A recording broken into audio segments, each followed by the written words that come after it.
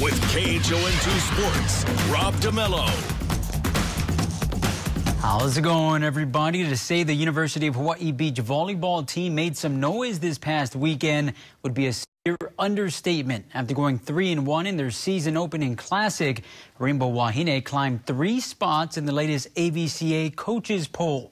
Beach Bows checked in at number 2 in the national rankings, serving as the highest placement for the program since April of 2015, as the tandem of Emily Maglio and Kaiwi Shook made a national statement, going 4-0 against UCLA and Stanford.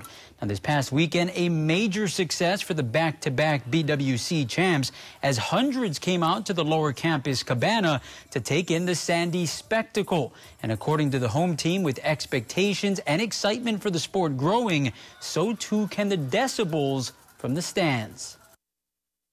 Yeah, I mean, I'd love for more people to come. I think volleyball has been such a special part of kind of Hawaiian culture. I think you come to the Sand Sheriff, it's packed, and men's, women's, it's amazing. And I've grown up here, so I know what volleyball is to the state. So I think kind of having this beach volleyball component added, I think it's even more exciting to just add more and more of what we already love. So having more people in the stands would be awesome. I think it is a very exciting sport to watch. And the fans that do come out, you want them loud, you want them having a good time, you want kids, you want students, you want everybody, right? Yeah.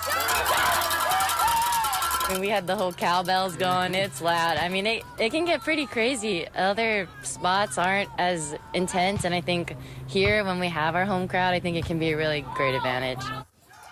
Remember, admission is free for all home matches. Plenty time to plan ahead. Next time they're at home is March 17th at Queens Beach in Waikiki.